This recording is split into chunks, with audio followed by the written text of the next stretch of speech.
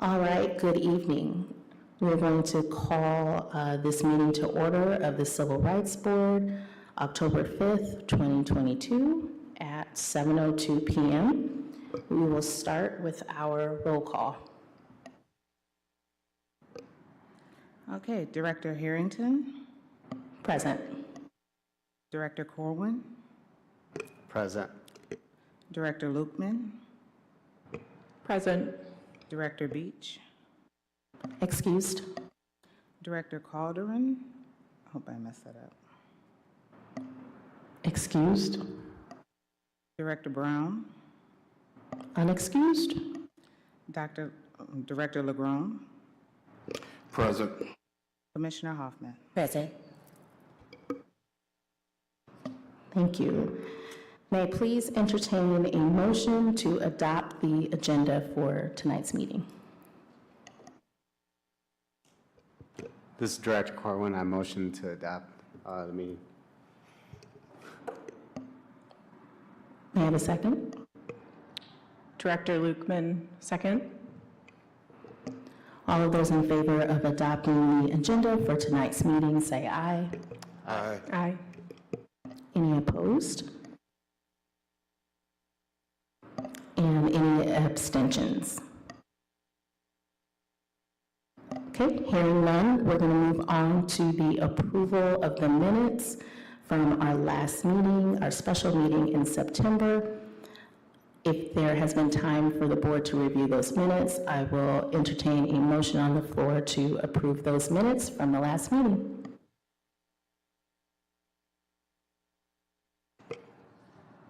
This is Director Lukeman. I make a motion to approve the meeting minutes. This is Director Corwin, and I second that motion. All of those in favor of approving the minutes from the September special meeting, please say aye. Aye. Aye. Aye. Any opposed? Any abstentions? Okay, hearing none, the approval of the minutes from the last meeting have been passed. Are there any public announcements or communications? Hi, this is Director Hewitt-Smith. I would like to I have a communication. I would like to announce the new position of DEI Coordinator, Lau Talangi. Would you like to say anything, Lau?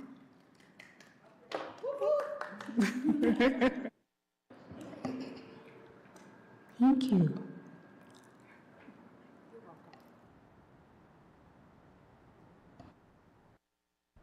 Hi everyone, I'm a familiar face. I was your recording secretary and now I join you as your DI coordinator. If you have any questions or you need information, I'm just one email away or one text away depending on which way, but I'm so excited and hopefully this meeting goes well. Thank you so much and welcome. We are looking forward to working with you. Are there any other public announcements or communications? Okay, hearing none, we are going to move right along to new business. I am very happy and pleased and excited to introduce Mr. Lionel Mcgraw II as our new Civil Rights Board member, and I'm going to allow him some time to introduce himself. Thank you, Director Harrington. First of all, I want to thank everybody for appointing me to this board. This has been my life's work. I've been working in civil rights enforcement and compliance for about 25 years now, 10 of which have been national in scope.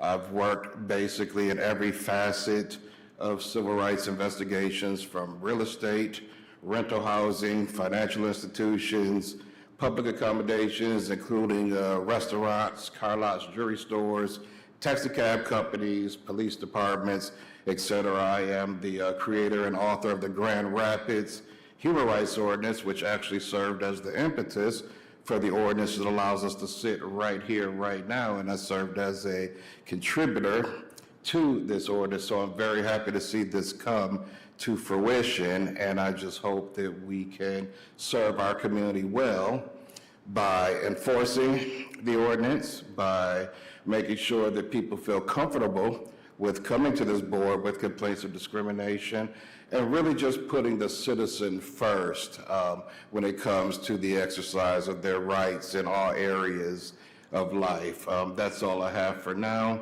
but I'm sure you'll hear more from me later. But thank you, and I'm very pleased to be here. Thank you, Director LeBron. We are going to move on to item B under new business. Do we have any updates for complaints?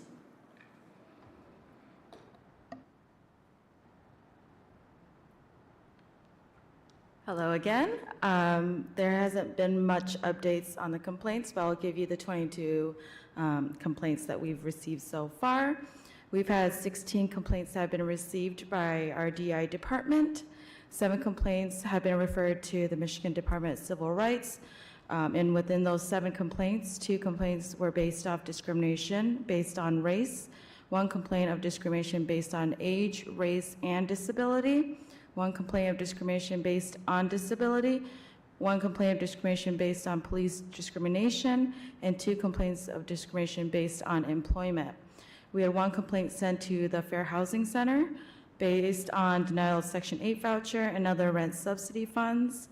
We had 2 complaints sent to KDPS, 3 complaints sent to our Community Planning and Economic Development, with one of those complaints being the most recent complaint we received in August. 1 complaint was marked unresponsive, 1 complaint was referred to the County Administrator's Office, and 1 complaint that was investigated by our City Attorney's Office, and that complaint was based on a rental ad that possibly violated the city ordinance.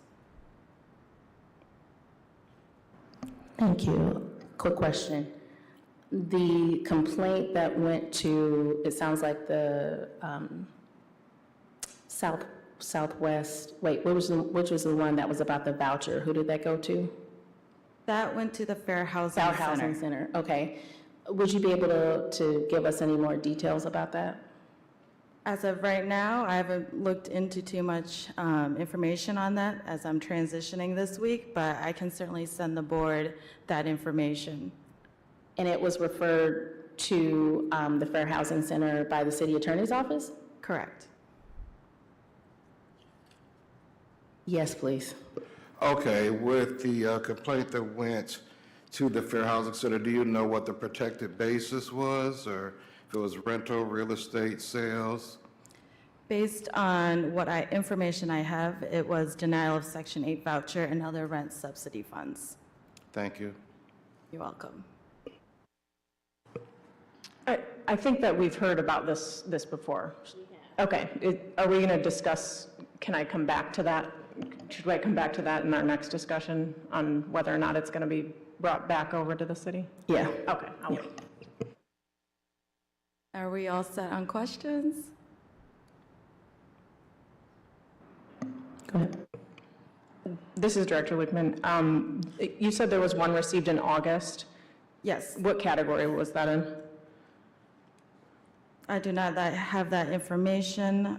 I think that one was due to the complaint regarding getting fined for weed, and that was dealt with by our code compliance supervisor. Okay, gotcha. Thank you. You're welcome. This is Director Harrington. I was wondering if, with the complaint updates and the breakdowns, I'm wondering how for each one we can maybe have a breakdown in more detail. So the complaints going to the different departments, that's helpful. What they were about, that's helpful. I think we need to go 1 step deeper and maybe have a little bit more information surrounding why they were referred, specifically why they were referred out. So more than this is the category that it was in, right? Because I think it would be helpful for us to get a good idea of like the details of why things have been referred out, so we have enough information to then come back to next discussion. Is there anything else that needs to be put into Chapter 18 or Chapter 18A that we should be hearing? We Okay. can certainly prepare case summaries, which will give an overview, Okay, if that would benefit the board. absolutely, thank you. This is Director Legrand. I don't know if this already exists, but we could use a running log of complaints so we can identify if there are patterns in practice in certain areas. Also, along with understanding why complaints were referred out. Does the running log already exist? Yes. And we have it, we get it monthly? Currently, this is Director Harrington, currently the chair and the vice chair receive those logs from the DEI department. I am open to the rest of the board getting that log. I would love for you all to also see them. So I'm definitely okay with making that request that they be monthly updates and that the board receives them preferably before the next board meeting. So we have time to review them. Awesome, thank you. Thank you, Director Harrington. Are there any other questions? Comments? Thank you so much, Director. Welcome. Okay. Moving on to item C, Chapter 18 Ordinance Proposed Amendments. So we did receive this draft from the City Attorney's Office. The board has had an opportunity prior to this meeting to review the revisions that have been presented, and I would like to open the floor for discussion in regards to any questions that the board has, any observations, any comments. So yeah, I'm going to open the floor for discussion.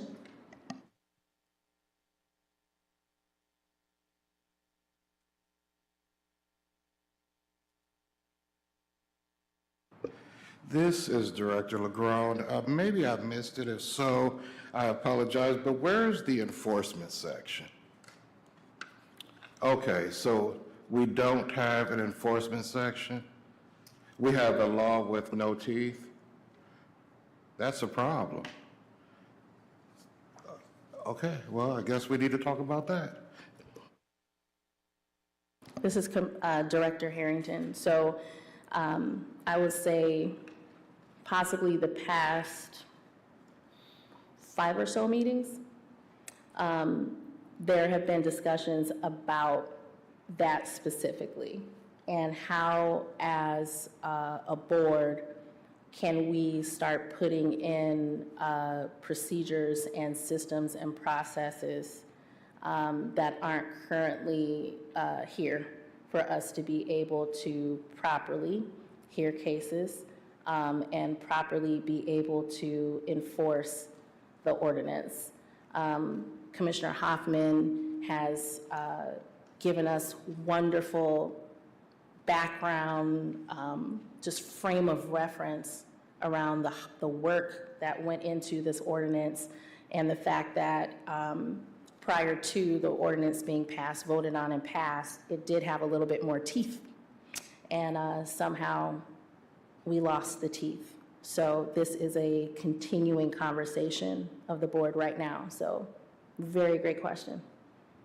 Thank you.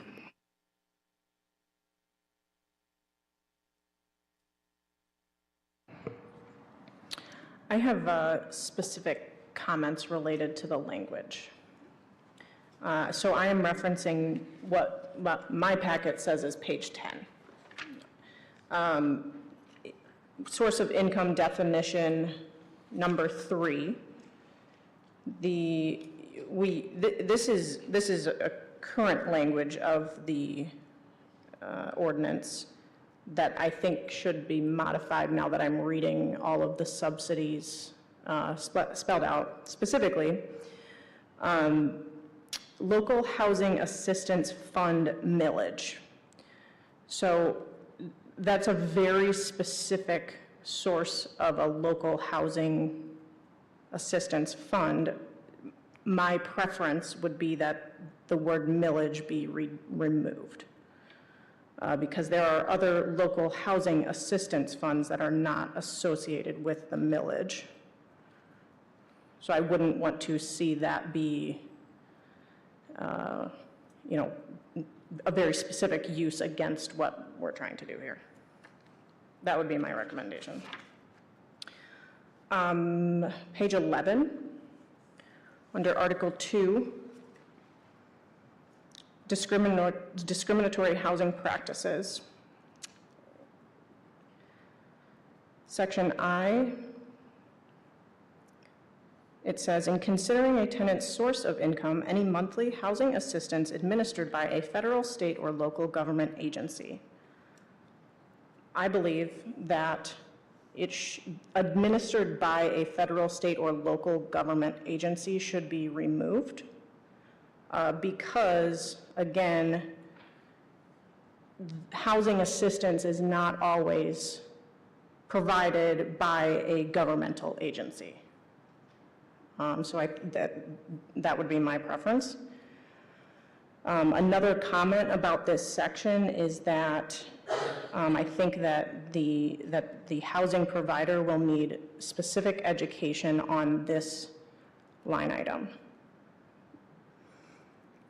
as it relates to 3 times the value of the monthly rental assistance. That's something that my office specifically, like, we navigate literally on a per person basis. So I think that there's a lot of, that goes back to the education piece that we are always talking about, is that how do you do it with the different assistance programs? How does a housing provider navigate that? What does that mean to them? Section J. Sorry, this is Director Harrington. Quick question about that. Are you suggesting that we add language about education here in the ordinance, or are you just saying, point of note, this is something that we should be pursuing in our education planning? You know, a lot of the feedback from writing the ordinance, and specifically last month, you know, we referred to landlords wanting more guidance. And so to me, you know, I personally would like to see, this is how you're going to calculate it. You know, but not everyone is going to agree to whatever we may set as that determination. So you know, as much as I would like to say, yeah, this is exactly how it's supposed to be done according to the city ordinance, I know that there will be a variety of, you know, citizens out there that would not agree to how we determine it be calculated.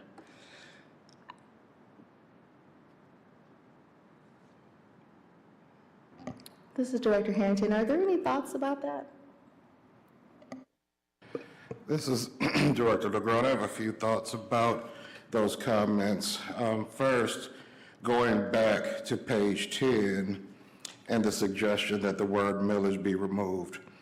I'd like to go on the record that I don't agree with that. The very next line after the comment says, or any other housing assistance payment or subsidy. So that now makes it not specific to a millage. It just is more inclusive. It means all housing assistance payments, including millage. Going to page 11, I think we're treading step into dangerous territory if we start talking about removing language that specifically references federal, state, and local government agencies. That would actually ultimately gut the purpose of this provision right here. So I wouldn't suggest entertaining any conversation about removing that. And the 3 times the rent piece, I think we can do some research and see how other municipalities do it and implement that in our education protocols, which I guess at some point we're going to discuss. So education is ultimately going to be the key here, not watering down the ordinance. This is Director Harrington. Going back to Article 2, Section I, in regards to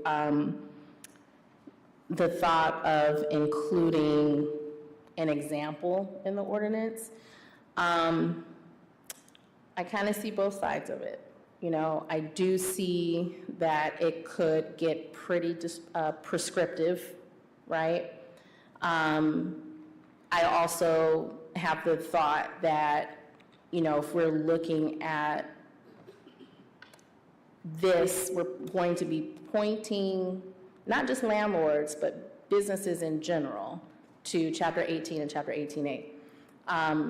Should we have some sort of guidance or even an example? Because what I'm thinking as a compromise between those two things is, for example, this is how you could calculate it. And we also will be doing education, right? So I'm always of the mind to, as a landlord, helping folks out, you know, providing the water. We don't necessarily want to drag everybody to the water, kicking and screaming. But we also want, there's going to be a portion of time where we do need to help lead. And we have to keep in mind that there are going to be new landlords coming into the Kalamazoo market always. And also keeping in mind that many of them are not from this area. They're from out of state, okay? So can we find that happy balance between not getting too prescriptive, but also maybe offering in the ordinance just a suggestion or this, for example, you know, so at any point, if they have not done education, because timing-wise, they're a new landlord from Florida that is buying their first rental property in Kalamazoo, and this is their first time learning about Chapter 18A, right? So they're either new and they're managing it themselves, or they're hiring a property management company that we hope is doing what they're supposed to be doing, but might not be, right? So can we give as much information as possible here? Or, here's the other thing, do we have on our website some educational pieces on our website? So, and I'm saying this because the City of Kalamazoo's website has a plethora of information. Just as a housing provider, being able to go onto the City of Kalamazoo website and go, here's the checklist, and here's how you do it, like that kind of guidance. Why not have the same type of materials and guidance on our website in regards to everything Chapter 18 and 18A, right? So again, not dragging people to the water hole, but also, you know, helping them along a little bit, right? So those are just my thoughts. I want to go back to Article 2, Section I, and my suggestion would therefore be to go back to the reference of source of income where we state or nonprofit entity to be added. So rather than redacting, just be more specific in adding that in.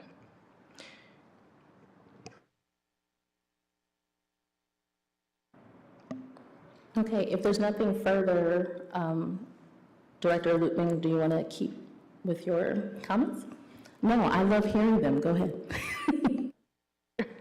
This is Director Lutman. So we're back to Article 2, Fair Housing Standards, and then I'm at J, Section J. I don't specifically understand why we are singling out what we're referring to as Section 8, which I believe should be titled Housing Choice Voucher, because that is the proper terminology for it. So there's that piece, is making sure what we're actually talking about is what the housing voucher is. But I don't understand why we have this particular section as it relates specifically to the housing choice voucher.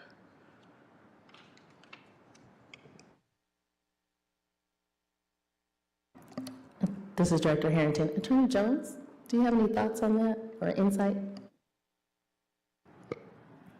Thank you, Director. I believe, although I did not author this, I believe it was in response to a lot of the comments regarding the housing choice voucher, and I think there was a desire to be specific in that regard, but I understand what you're saying about being inclusive to other vouchers.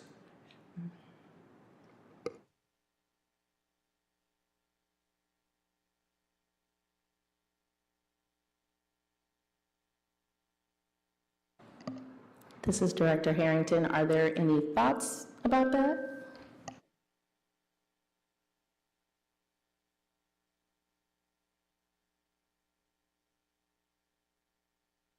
So Director Mcgraw, so it says as used in this section. Section 8 voucher means the monetary assistance provided either directly or through a tenant to an owner of a housing facility pursuant to Section 8 of the United States Housing Act of 1937 as amended. Of course, I think it should stay. Now, if there are additional vouchers, additional housing choice vouchers or other vouchers that are presented to landlords for consideration, then we can also include that. But my position on the ordinance is that we must work to protect as many people as possible versus looking for reasons to exclude people. So I think where some see opportunities to limit the scope of the ordinance, I'd like us to shift our gaze toward opportunities to strengthen the ordinance and make it as broad as possible to cover as many people. This is Director Harrington. I have personally heard a owner of a property say, I don't want to do Section 8. Literally heard those words. So I think I agree with the housing choice voucher, correct terminology. I agree with keeping it in here as a specific because the community members that receive housing choice vouchers are specifically discriminated against, intentionally discriminated against. I think putting it in here as a point that, yes, we are talking about that too. You should be able to, from federal, state, or local government agency, it falls under that. But just in case you want to wiggle through, no, we're going to call it out.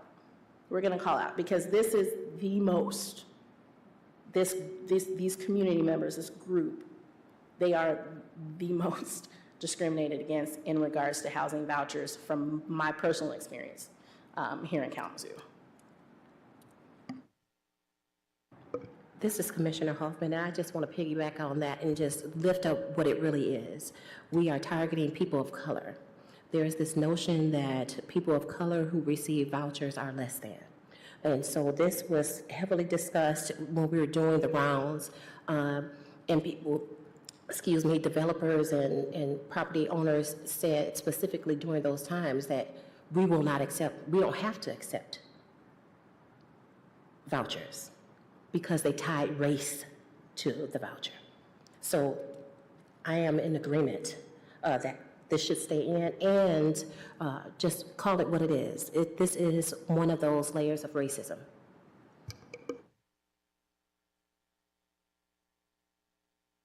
Hi, this is Director Calderon, so please excuse me. So I think it would be important then, because we know that people are discriminating using, so for instance, someone can say, well, yeah, I accept Section 8 voucher, but they have to make 3 times the income. So I do think that it is important, maybe, I don't know if maybe it could just be better worded in Article 2, Section I, where it actually says that it shall be treated as income in the amount of 3 times, just so that there is no, like you said, wiggle room around that. So this is to be accepted. I don't know if the words would sooner say something like in lieu of, or, so there's no doubt what that means. So that then it can't be used as that caveat of, well, yeah, we're accepting these vouchers, whatever you want to call them, but we're also holding true to that additional stipulation. Thank you. This is Director Harrington. I hear you, Director Calderon. And then I'm reading the first part, the part that we're not proposing to edit at the top. And I feel like that may capture what you're saying. And then we go into a little bit more detail with the information about the 3 times monthly rent. But I'm absolutely open to hearing everyone's thoughts about that.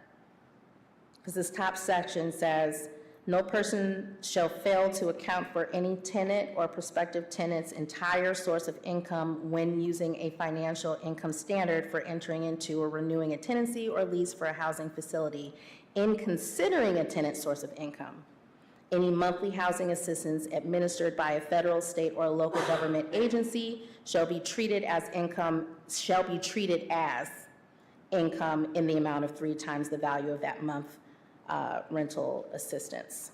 Should that say monthly? The value of that monthly rental assistance? Yeah, okay. But again, I already do this, so it makes sense to me. So I'm open to hearing thoughts about that suggestion. So let me also, this is Commissioner Hoffman, and I'm so grateful that you said you already do this, because there are so many property owners who do not and will not unless this is in place and it's solid. So I just wanted to raise that up. It's here because it's necessary.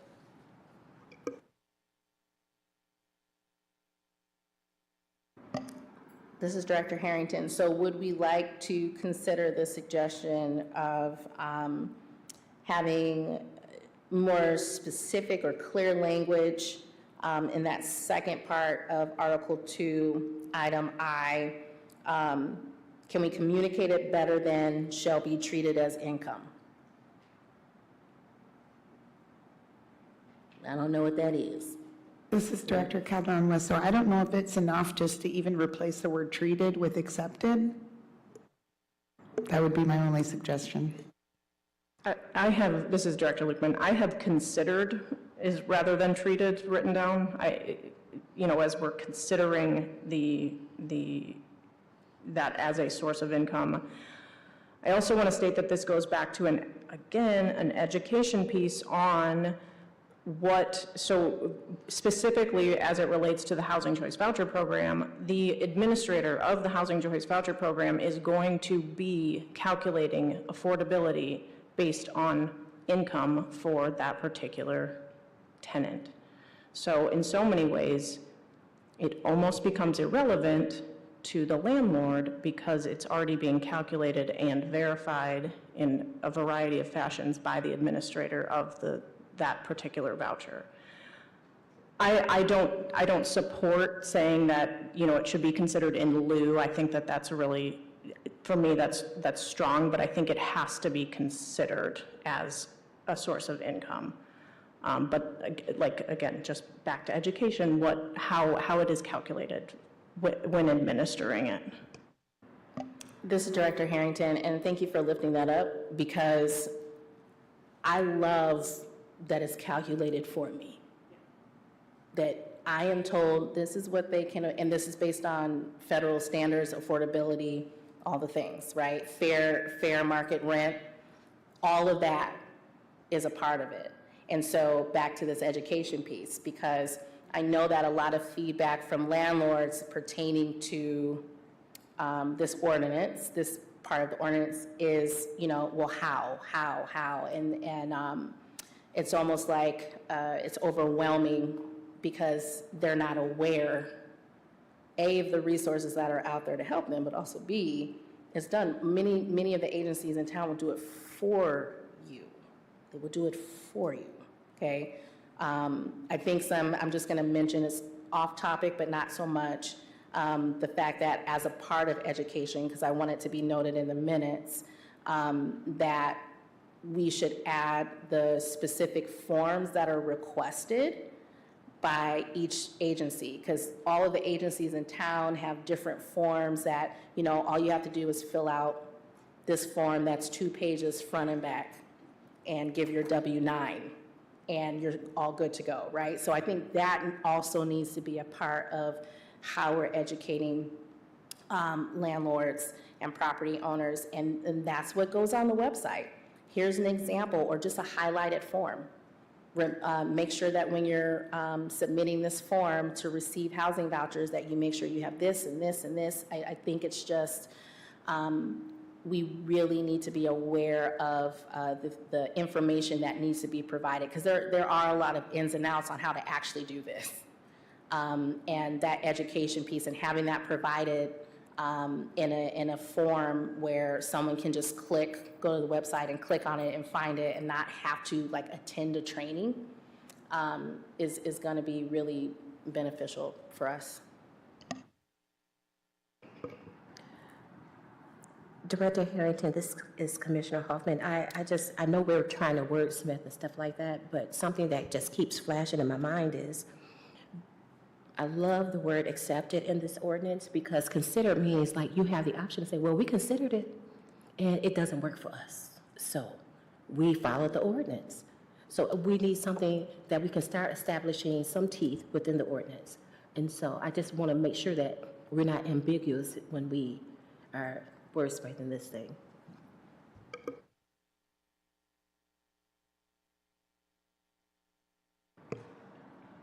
This is Director Luckman.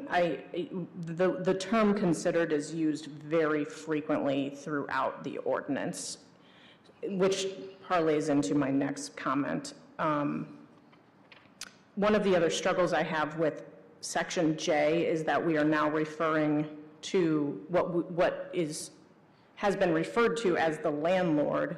Now we're referring to the owner of the housing facility. So I think I would just make a general comment about using the same definitions and language throughout the ordinance, and as we're considering making changes, because it's really bothersome to me.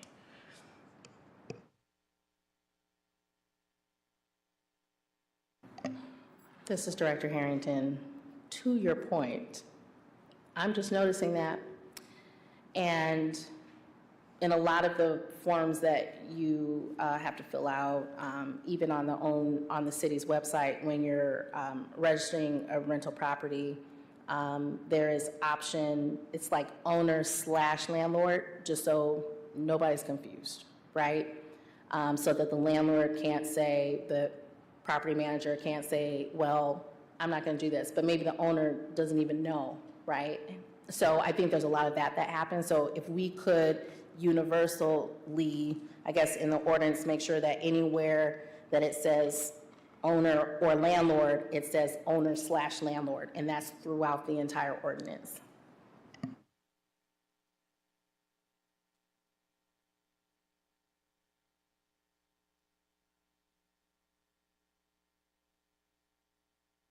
Okay, any additional thoughts about these two items, I or J, or anything else in the revisions?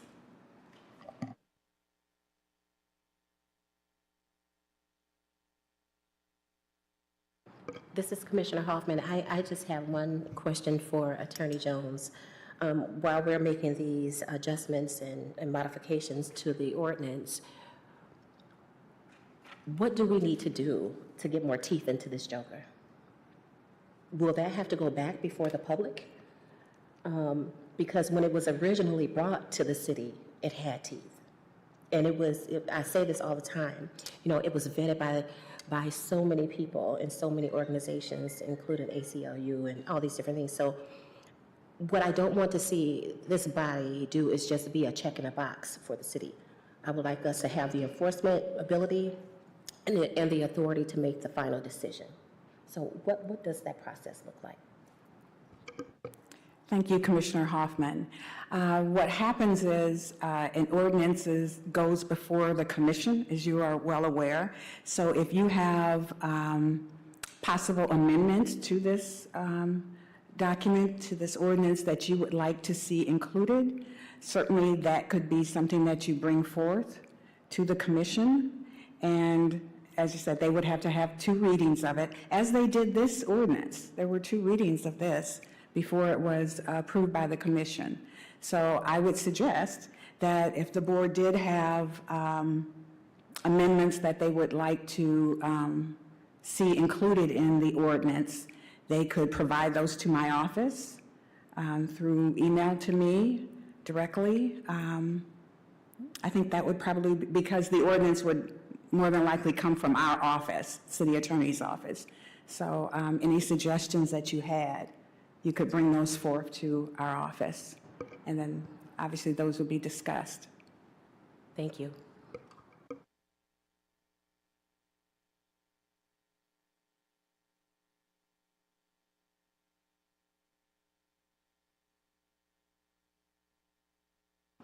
This is Director Harrington.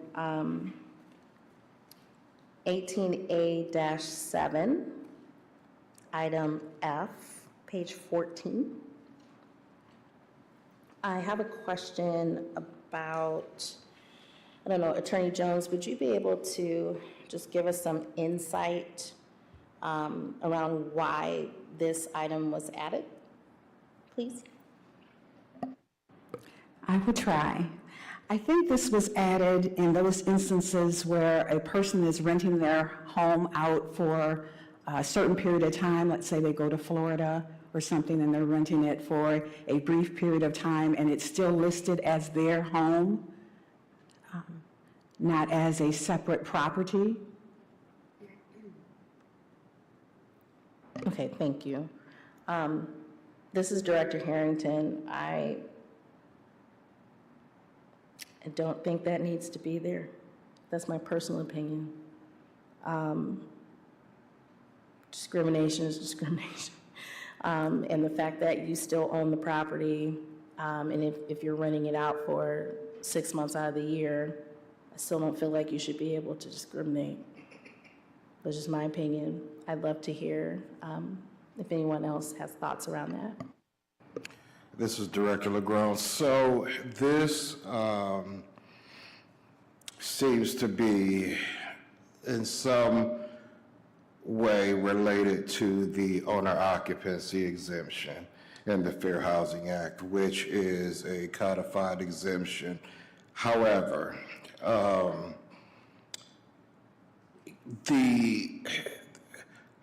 have not seen this type of language that speaks to subletting. It sounds like a subletting type of situation. So there's a fine line there between what is legally exempt, and it will, I think, come down to what is considered owner occupied still.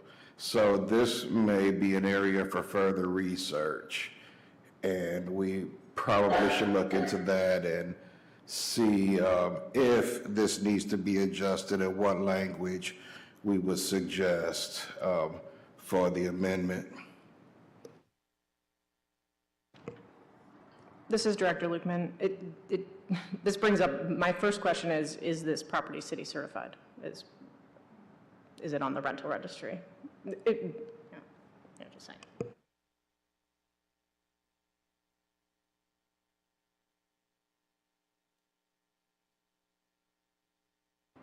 This is Director Harrington. That's a great question. Because currently, someone correct me if I'm wrong, but if you have a part-time or short-term rental, it does not have to be city certified, right? Or does it? It does. Oh, well then. I think it should follow the same expectations of others. I mean, if you are getting a certification, there are a couple of us sitting up here that know what that process is. It's a lot of work and very intentional. The city of Kalamazoo has a reputation for having very stringent expectations. So I feel like because of that, for accountability, so I feel like because of that, I don't know if it's appropriate to exclude this.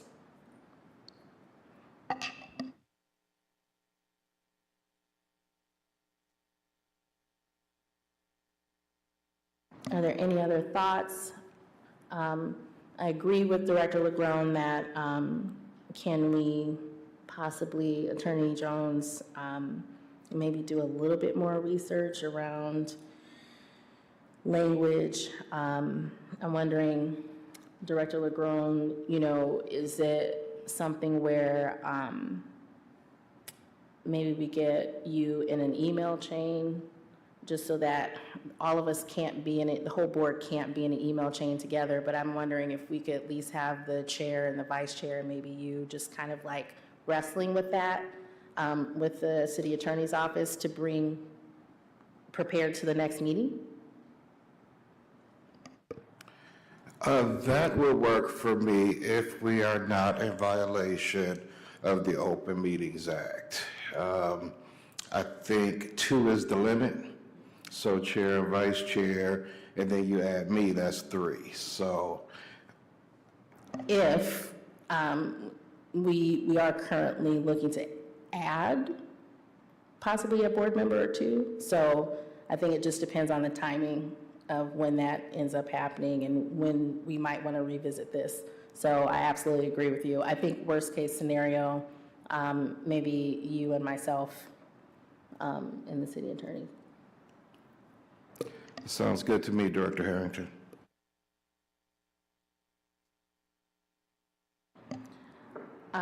Along that same vein, I think, Attorney Jones, would you be able to give us some insight around item G that was added? With respect to the source of income, nothing in this chapter shall be construed to preclude the making of a good faith business determination by an owner or lessor of a housing facility that an individual be denied the sale or lease of a housing facility due to an inability to meet the financial obligations involved with the sale or lease of a housing facility. Thank you. I believe this section deals with a landlord's financial or income standard. If they have a certain income standard, and yes, you have a voucher and we do the 3 times the amount, but it still doesn't equate to their financial income standard, or doesn't meet their financial income standard, they're not obligated to rent or lease that property. This is Director Harrington. So for clarification, by income standard, do you mean that specific owners or landlords' specification? So I'm just going to throw this out here. If the landlord has a requirement for their personal policies 4 times the monthly rent, is that what this is referring to? Like a landlord or owner could choose to have that requirement?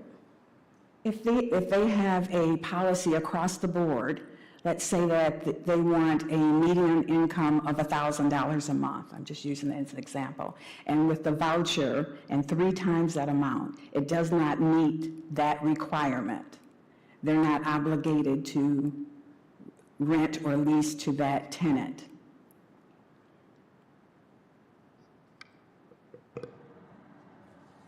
This is Director Lupin.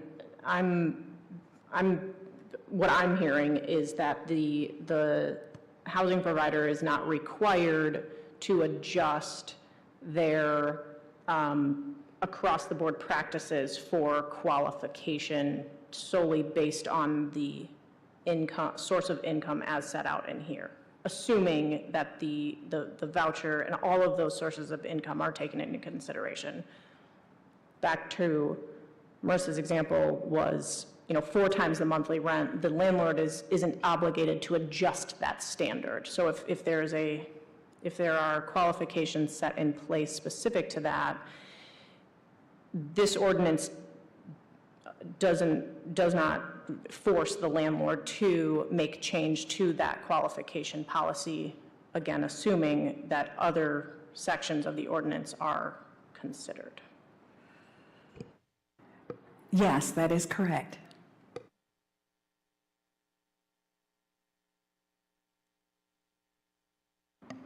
This is Director Harrington. That's a slippery slope.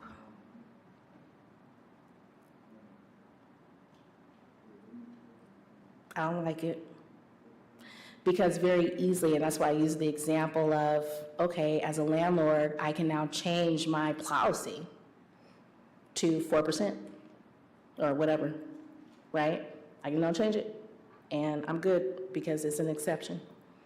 I don't like it. I just don't, and maybe we need to take a step back and dissect the purpose of that, the purpose of the addition, and then find a better way to phrase it so that it does not allow for folks to take advantage. We are hoping that people aren't seeking to take advantage. That's what we are hoping. But the whole point of us doing revisions right now is to reduce the opportunity and likelihood of this ordinance not being enforced and people not being protected. So this is another item that I feel like we need to dissect a little bit. And Attorney Jones, I don't know if it is, just because I'm a visual person and just the way that I process information, if it's an email that says, okay, these are the reasons, bullet points, this is why this was added. These are things to consider. And then from there, we can kind of dissect it and go massage it and go, okay, I understand that. And also, how can we accomplish the same goal or similar goal, like the concern of the landlord or owner, and not provide opportunity for malicious activities. This is Director Mcgraw. I agree with you 100%, Director Harrington. You know, with regard to exemptions, what you typically see is something called the legitimate business non-discriminatory reason, which effectively means that all things considered, the totality of the ordinance under consideration, if a person does not meet the rental criteria, then they are exempt. The landlord is exempt. But what's happening here, where this becomes real dangerous and sticky, is that this with respect to source of income, this piece right here. So I agree with you. It seems that this has been separated and there's been a laser focus target on source of income. And I agree with you that we really need some clarity on this because we are making room for people to just shift their policies and practice discrimination.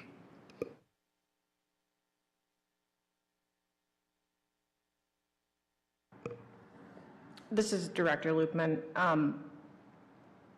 Obviously, the hope is that a housing provider doesn't just shift their, whole application process and procedures solely based on this ordinance. But the landlord is still has the ability and to make changes to their qualification process.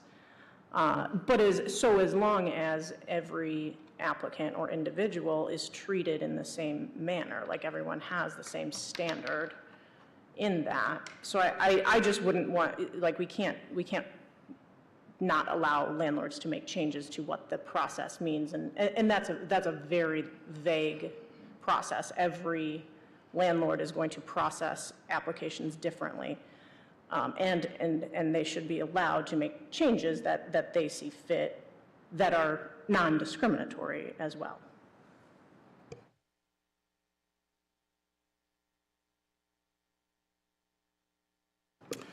This is Director Mcgraw. I guess I'm wondering, what are the next steps? With all of these suggestions, amendments that came up this evening, how do we move forward?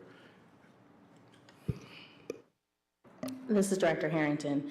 The hope is that we continue massaging this a little bit, because there were I have a whole page of notes here. So we need further revisions based on this discussion that we're requesting, right? So we formally make that request to the city attorney's office. the revisions are made, and then at the next meeting, we come back together and we kind of do the same exercise. And my hope is that, not that we belabor this at all, but I think we need to be very thoughtful and intentional about the work that we're doing. So definitely, I don't want to drag this out, but I also don't want us to rush it. Because I feel like the longer that we sit with it, the more we're going to have thoughts and, so I just want to say that. But the end goal is for the official suggestion is a final draft that we take before the City Commission, or Attorney Jones, could you remind us of the process after the revisions are made, please? Certainly. As in with the first ordinance, there was an education piece in the community, so it is hoped that that would be done again before it goes before the commission, because there may be comments or suggestions made by the citizens that would drive further revisions or corrections to the ordinance before it is presented. So preferably the next steps after the revisions here would be education by this board to the community. Thank you, Attorney Jones. Does that answer your question, Director Mcgraw? Absolutely, thank you.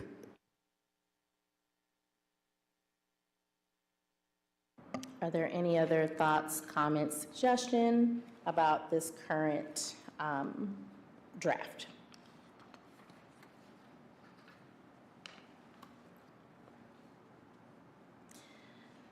So I just want to call attention to page 15, Article 3, under enforcement. And this goes back to Director Legron's first comment about, this is under section remedies, right? And it's referring back to Article 3, which is on page 6, I think. Yeah.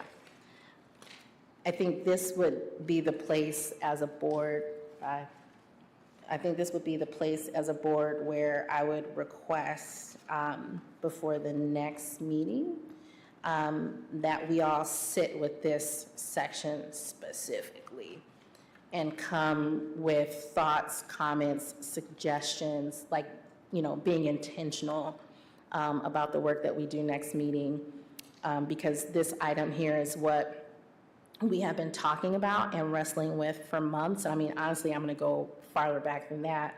As an inaugural member of this board, almost 2 years. So I think let's take some time between now and the next meeting to really focus intently on Article 3, marinate on it, and come prepared to the next board meeting with any thoughts, suggestions, clarifications needed, because this is the piece right here. This is the piece, like how are we going to do our job as a civil rights board? What does it mean for us? Because it's not for us to come once a month on Wednesday night at 7 o'clock and talk for an hour and then go home. So we really need to be clear here so that we know what it is that we're doing and what our job is, the community knows and is clear, and then we can really get some traction on making an impact. If there's nothing further, I am going to move on to citizen comments.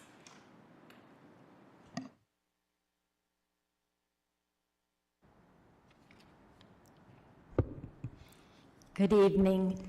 My name's Toby Hannah Davies, and I am co-chair of the ISAC and TRHT Housing Task Force. And I just want you to know, even though hardly anybody is in the room here with you, 2 of us from ISAC though, that we support you very, very strongly. And your ability to enforce the housing equity ordinance.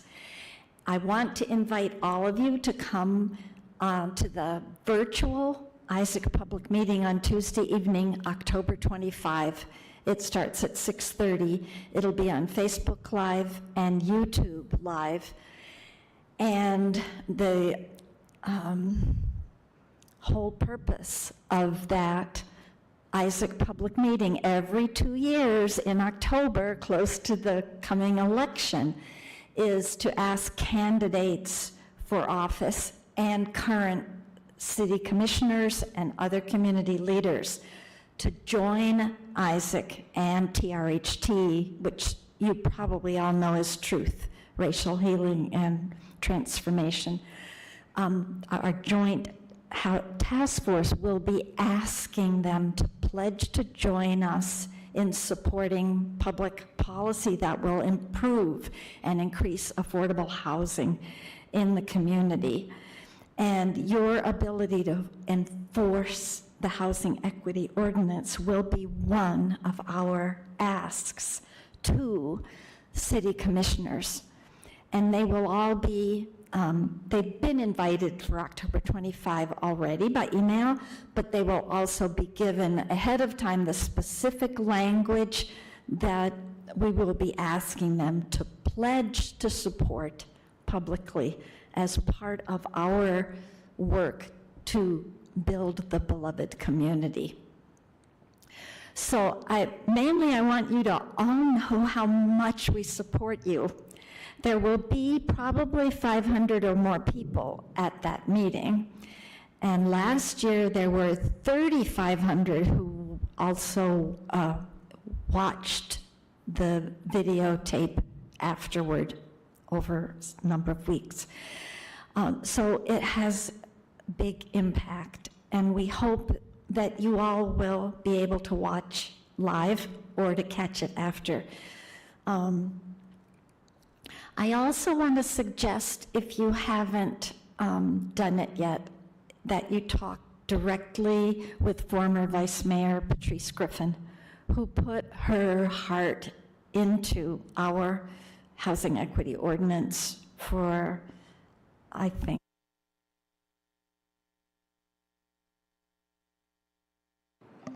Thank you so much.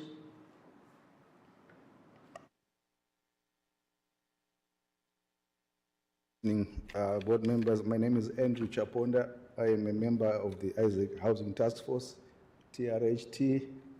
I also work for Open Doors, and I'm a member of this community. Item G of tonight's discussion on the source of income was the basis upon which the whole ordinance was conceived. It took us a long time, over 2 years, to consult with the community, surveys, and the basis of that ordinance was that people begin to accept vouchers and not play, for lack of a better term, tricks with the ordinance, like I hear tonight. The 3 times income is a reality out there. That's why somebody who has a voucher could not find a home because they already had income that was less than 3 times. So if we now go back to consider that we want to give landlords the opportunity to require 3 times somebody's income, then no one with a voucher is going to have any house in this community. Nobody's going to have any house. It's also very interesting why this language is coming now, almost 2 years after the ordinance was conceived. What has been going on in the chambers of this council? That who has been advising you? Who have you been meeting to conceive all these ideas? I think this is information the public needs to know. Who in the city is coming up with this language? Who have you been consulting so that the landlords continue to wiggle out of their responsibility to offer housing to people with vouchers, which was the basis upon which we conceived this ordinance. I'll give you an example. The rent is $800. Someone has an $800 vouchers. There are 3 times $2,400. You see, so $800 already pays for the full price of the house that they want to rent. So why do you want them to have under $1,600? For what purpose? The rent is guaranteed on that voucher. That is the basis why we are saying that a voucher is money at the bank. It's different from somebody showing you a pay stub. You see, and anytime that the voucher is cancelled, you are sent a letter by Pine Grove as a landlord that we are no longer going to be paying for this person. So why are you refusing money that is guaranteed? So I want you to reject or to write a very strong letter to rejecting this language that they are proposing. Thank you. Thank you. Are there any other citizen comments?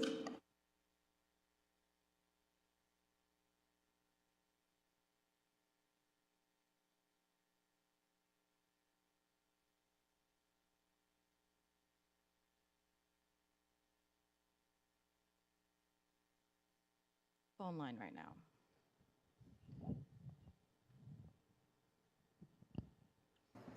I'm sorry, I missed that. Can you say that one more time? Just turned on our phone line, and we're giving it a couple seconds to get viewers' ability to phone in. Okay, thank you.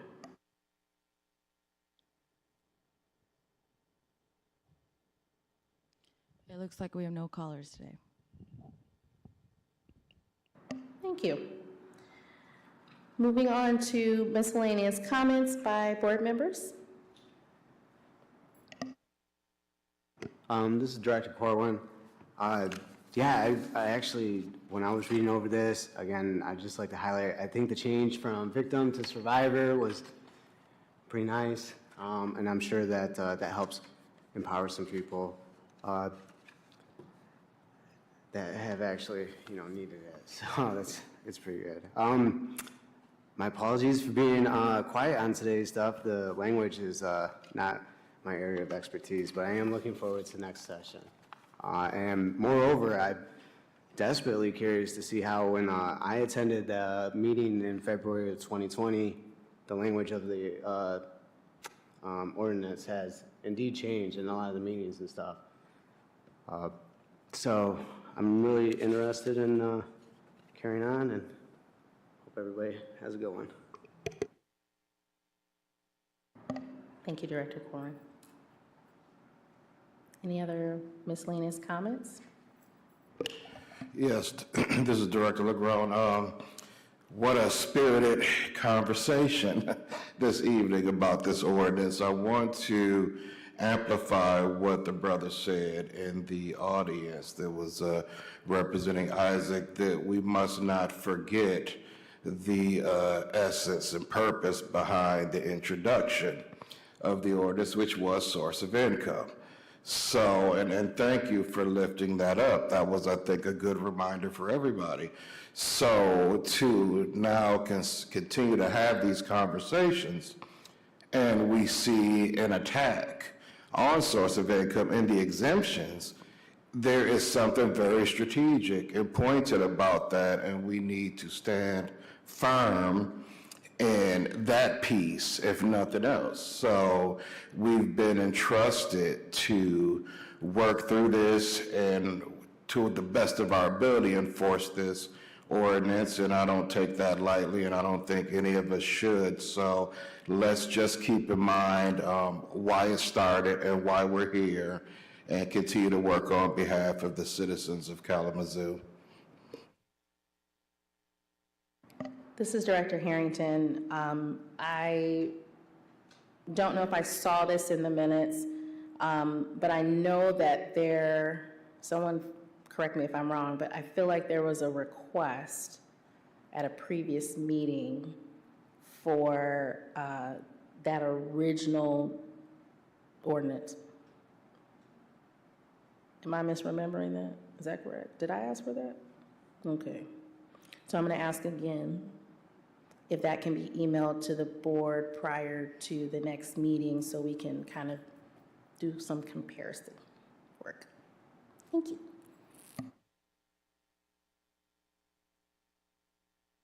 Okay, if there is nothing further, I entertain a motion to adjourn this meeting at 8:11. This is Director Corwin. I motion to adjourn. May I have a second, please? This is Director Lukeman, and I second that. All right, all those in favor of adjourning the meeting for tonight, please say aye. Aye. Aye. Any opposed? Anybody want to keep talking? No? All right, meeting is adjourned. Thank you, everyone.